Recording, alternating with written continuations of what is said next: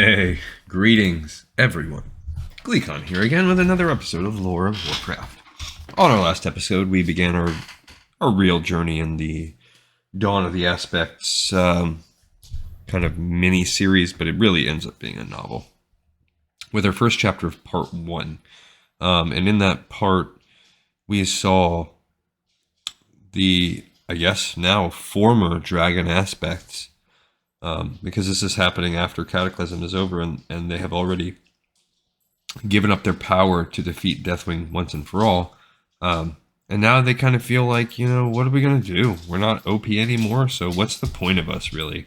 Let's just go back and do better business. And the newest member, the replacement of Malygos, Calicos, is like, hey, that's not cool. And as he's flying away, he notices the bones of Galakrond and something fishy about it. So stay a while and listen to chapter 2, which is called Among the Dead, as I'm guessing, we pick up with his exploration of those bones. Kalak landed within the ribs with some lingering trepidation. Even though he knew it was only his imagination, there was the constant feeling that the bones might now stir, that Galakrond would rise and engulf him. Even the howling of the wind through the bones seemed to take on a supernatural life, as if the spirits of all the dead dragons here tried to warn him of his folly. But Kalak still remained more driven by his curiosity. Besides, he had nothing to return to at the moment, except more troubles. The Blue had to crouch as he neared the location he sought. So deep had Galakrond's corpse sunk into the harsh soil. That added a claustrophobic touch to an already uneasy situation, but still Kalak was undeterred. He had never sensed a magical trance such as this, and found it most curious that it should happen near a place that he had visited more than once. At first it occurred to him that perhaps someone had recently set it into place. After all, the rotting servants of the undead Scourge had spent much time excavating the skeleton, their leader hoping to animate the bones and create a monstrous frostworm. However, they had been driven away before they could dig too deep, and from what Kalak sensed, what he sought was buried very, very far down. With that in mind, the Blue could not help but think that whatever drew him here had lain undisturbed for a long, long time, likely since these remains had fallen here. The dragon concentrated, then exhaled. A purple sphere formed in the air, then drifted gently to the spot. As it touched the soil, a slight mist rose. Under Kalak's guidance, the magical globe melted away thousands upon thousands of years of frost and ice, then slowly burrowed into the ground beneath. But barely had Kalak's spell pushed below the surface than the sphere faded. Despite the Blue's best efforts to keep the spell intact, the globe finally dissipated far short of its goal. Peering in frustration at the shallow hole, Kalak stretched his forepaws wide. Arcane bands of energy draped over the hole, scratching away the ground. As if guided by invisible hands, the bands continued to scrape away at the spot as Kalak watched. The Blue Dragon's eyes finally narrowed in satisfaction as the hole grew deeper and deeper. Images flashed through his mind. A yellowish proto-dragon arguing with an orange one. A charcoal gray proto-dragon laughing harshly. A robed and hooded figure. A humanoid figure with one arm visible. A white proto-dragon shrieking as it shriveled to a skeleton. Another dragon, faint hints of green remaining, flying toward Kalak. Dry skin hung limply on rotting bone, and the eyes of the oncoming creature were milky white and without life. And yet still it charged forward, ready to strike. With a roar, Kalak stumbled back. He crashed into the ribcage, which, sealed in place by layer upon layer of ice, not only held against the Blue's weight, but left the dragon momentarily stunned by the collision. What just happened? Kalak shook his head, then eyed the hole. At some point the second spell had also faded, but for the moment Kalak cared only about the visions. They had been so lifelike that he had felt as if he had been there participating in the brief scenes. Yet none of the images made any sense, especially the last, exceedingly ominous too. Shaking his head again, the Blue investigated the hole. More than ever, he could sense the source of the emanations very near. He only had to dig a little deeper. Rather than risk a third spell, Kalak hunched over and began tearing at the dirt and frost with his claws. Digging still required great effort, but he made respectable progress. The emanations grew stronger, yet no more visions assailed him. A soft lavender aura rose from the hole. Kalak immediately hesitated. When nothing else happened, he cautiously dug around the edges. At first he was rewarded only with more dirt, but as Kalak shifted his attention to the center, his claws finally came into contact with something other than earth. With a delicate touch his reptilian form belied, the dragon brought forth a small octagonal object made from some metal that Kalak could not identify. It reminded him of gold, but if he held it in a different way, it looked as if it were simple iron. Tilted in another direction, it took on the brilliant white appearance of rare palladium. So it's kind of like their own version of a dragon soul, maybe? It's got all the hints of the hues of these proto-drakes, proto-dragons, and all the while the lavender aura surrounded it. Yet also seemed separate, as if it were clouds over a tiny, oddly shaped world. Fascinated, Kalak sought to probe the mysterious artifact. The moment he tried, though, the aura faded. The blue quickly ceased his probing, but the aura did not return. Indeed, now the emanations had also ceased. The dragon growled. He almost put the tiny artifact down, but finally clutched it tight. Backing up, Kalak located a spot where the gap between ribs was wide enough for him to exit. As he stepped out in the open, the gnawing feeling that he was being watched overtook him. Kalak looked to his right. The empty eye sockets of the father of dragons met his gaze. Kalak let out a grim laugh at his momentary paranoia. He glanced down at the artifact one more time in order to make certain his grip was good, then took to the heavens. As the blue left the desolation below, he found himself breathing much easier. Kalak grunted and turned his attention to the nexus. There, he thought he might be able to find out more about the object he carried. The blues had gathered much arcane knowledge during Malygos' millennia as aspect of magic, and even though Kalak himself no longer bore that title, the knowledge was still his for the studying. That there were other more pressing matters, such as the dissolution of the blue dragonflight itself, had never left his thoughts. The artifact gave him a perfect excuse not to think about his latest failures, just as fulfilling the dangerous role of aspect had once let him now and then try to forget Anvina. The blue dragon grimaced and shook away such thoughts. Kalak arced. Wormrest Temple briefly came into view below. The blue hissed. Like the thing in his paw, it was a relic of the past, but unlike the artifact for Kalak, the temple held no more interest.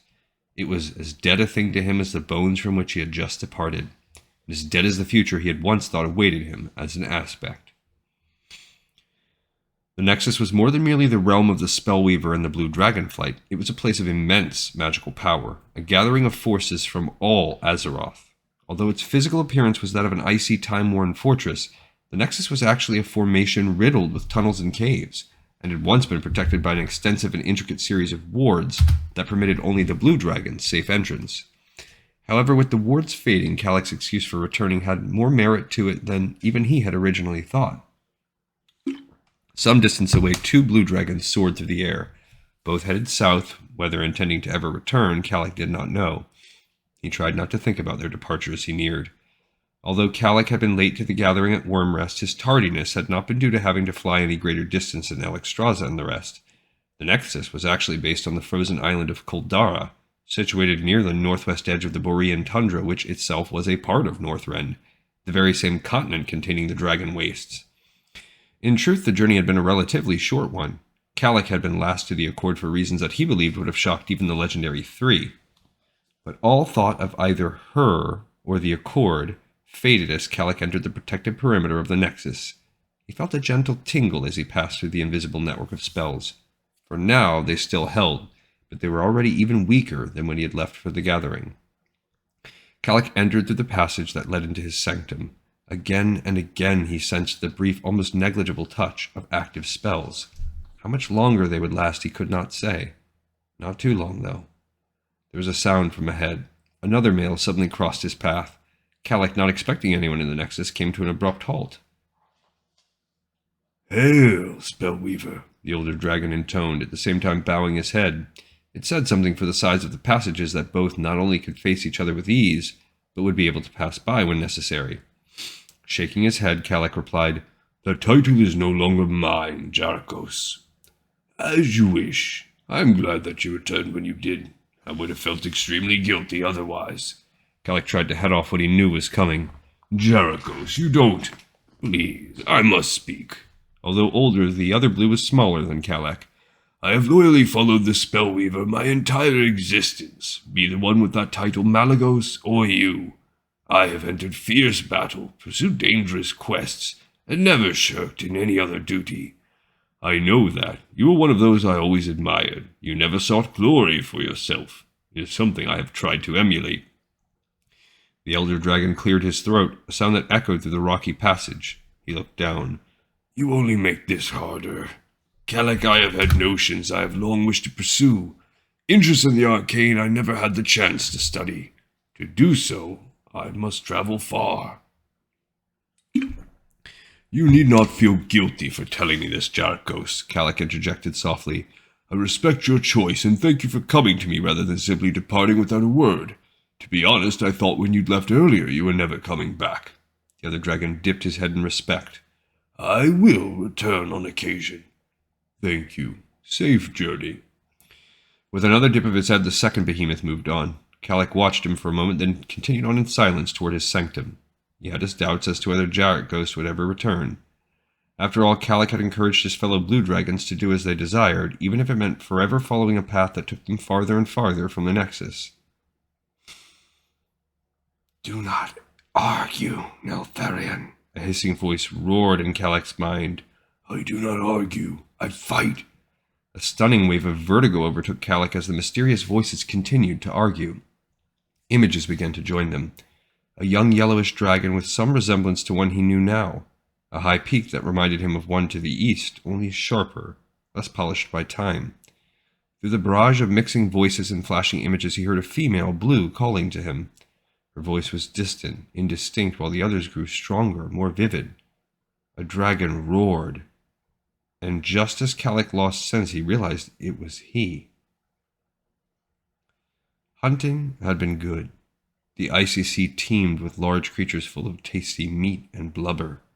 Some of his kind preferred to hunt the grazers, and they too could provide a welcome feast. But for the time being, Malygos enjoyed seeking the shapes only half seen in the depths, and planning for the very moment when they drew near the surface. He liked a mental challenge, more so than most of the other proto-dragons. Malygos took special pride in that. It meant to him that he was far more clever. The blue and white proto-dragon marked one last prey. He spread his wings, which were decorated with icy flakes. More than most, his particular kind was well adapted to this region. Other families occasionally ventured up here, but the majority tended to stay in the warmer climes. Yet today was to be one of those rare visitations. The shadow rushed over Malygos, soaring ahead at a speed he would have been hard-pressed to match. Kalak peered up in the sky in search of the other. Kalak. My name is Kalak. A part of Malygos suddenly thought with a shock. What is happening? He wanted to turn and race back to the Nexus, but his body did not obey. Instead, it rose higher into the sky, seeking the mysterious proto-dragon whose shadow had passed by. It was not unheard of for members of one kind to attack another. Dominance was always important among proto-dragons.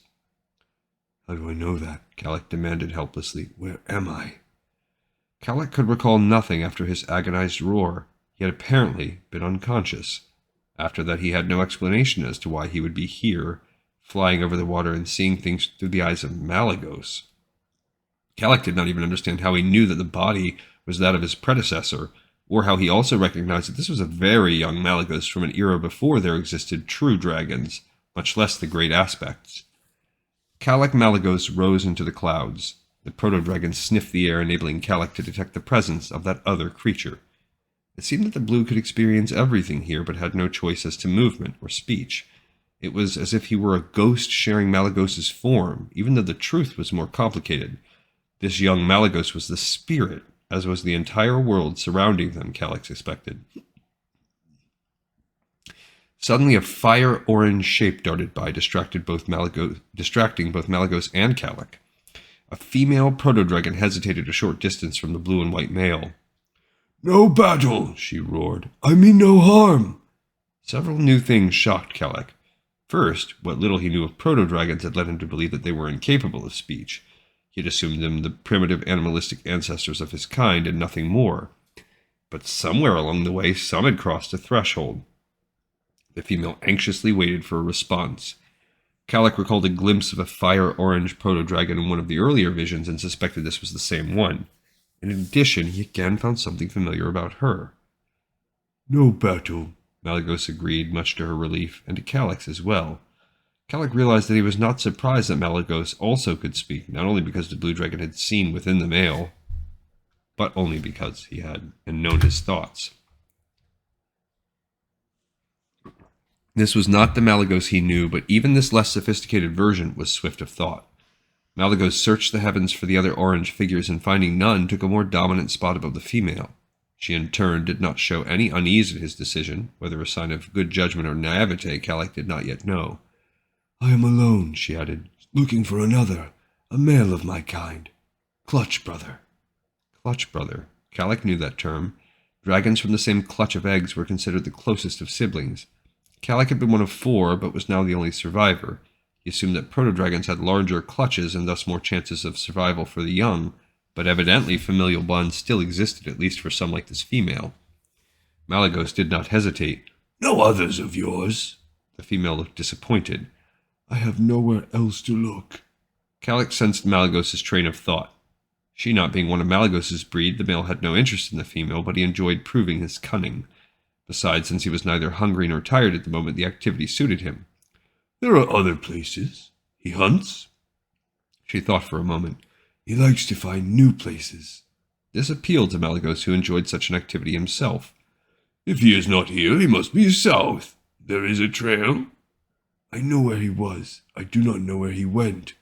Show me. But as the female veered around and Malygos started to follow, Calic's world leapt forward in such a jarring manner that at first he lost all sense. As his mind settled again, he saw that the pair now flew over a rocky but warmer landscape. This is where? Malygos finally asked. Clutch brother was here? Yes. Once more Calic was taken by the conversational ability of the proto-dragon, but before he could pursue the question, a third charcoal gray proto-dragon flew into view from the west. The gray creature spotted the pair and immediately darted toward them. Malygos let out a low growl. Calic, who had been expecting another simple meeting, realized that the 2 proto-dragons were about to do battle. No fighting, the female called. No enemies. A waste, snarled Malygos as he surged to meet the newcomer. He is a stupid one, not smart. The gray suddenly opened wide his maw. A thunderous sound escaped. Calic suffered along with Malygos as the shockwave struck like a hammer, sending his host spiraling backward. Without hesitation, the gray eagerly pursued. Unlike the first 2 proto-dragons, this one was, as Malygos had indicated, and akin to those with which Calic was familiar, an unthinking beast. Malygos managed to right himself just in time. He exhaled in turn, and a chilling frost enveloped the oncoming gray. The attacking proto-dragon spun, his wings and head frozen, then dropped below Malygos. Malygos dove after, which proved a mistake. The gray shook off the effects of his foe's blast, and still spinning, accidentally caught Malygos directly across the chest with his tail. Calic wanted to grasp along with his host as the air was shoved from Malygos' lungs. The icy blue proto-dragon fought to keep aloft as he nearly blacked out. Calic uselessly urged him on, but also felt consciousness slipping away. Then a burst of flame caught the gray in the face. The gray roared in pain, the fire having struck close to his eyes. He shook his head, blinded.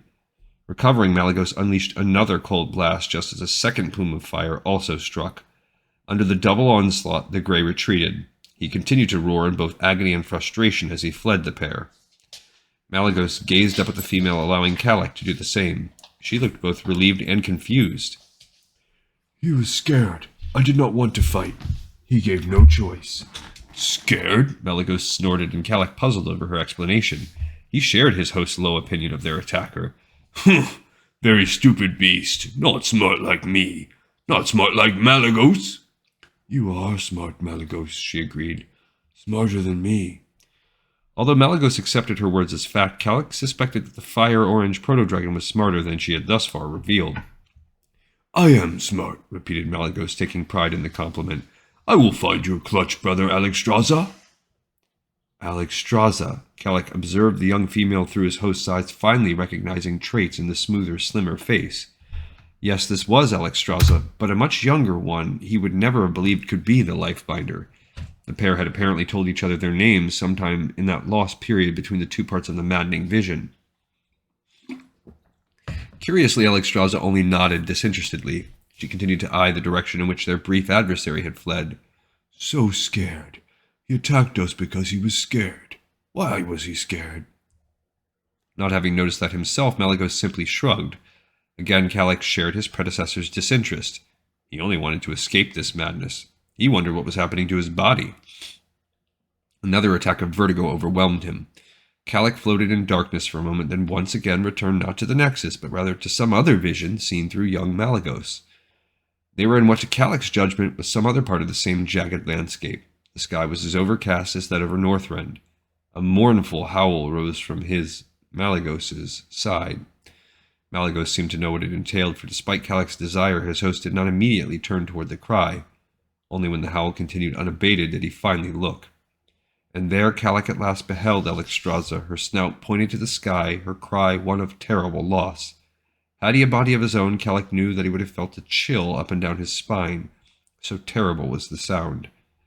Alexstrasza's wings draped the ground like a shroud. Her body rocked back and forth, and her tail scraped the rocky soil over and over. As Malygos had promised, he had found her clutch brother, or what remained of him. Kalik now wished that his host would turn away, but Malygos eyed the corpse with growing interest as he tried to make sense of the death. Alexstrasza's sibling had perished violently, not a surprise in this world, but he had not simply been slain in some duel with another proto-dragon. No breath weapon with which Kalik was familiar, or that even Malygos recognized, would have left the corpse in such a horribly desiccated state. The fire-orange male was nothing more than a shriveled mass of skin and bone. And what was worse, the contorted visage gave every indication that Alexstrasza's brother had suffered throughout the entire monstrous process. Alexstrasza continued to mourn. Malygos, however, suddenly shivered. A sense of unease filled Kalik's host. It was clear to Kalik that Malygos did not understand why the feeling now overwhelmed him. A vast shadow blanketed the area. It vanished as swiftly as it had appeared.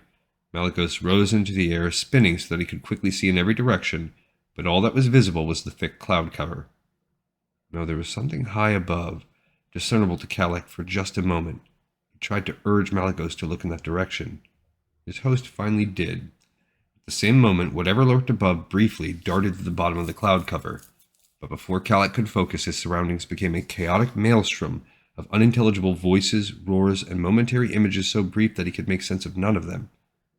And then, the blackness engulfed him once more. All right, so cool. We are finally now looking at ancient history. This is way before War of the Ancients. This is the oldest lore we should have read other than Chronicles. We should have read this a long time ago. And it's pretty cool. I like to see these proto-dragon forms. I'm really stoked. I think this is actually going to be a pretty cool story and give us a lot of insight into how the dragons are and stuff like that. All right, cool. We got another episode in the pipe, 5x5. I thank everybody so much for watching, for listening, and I hope you enjoyed it. See you next time on Lore of Warcraft.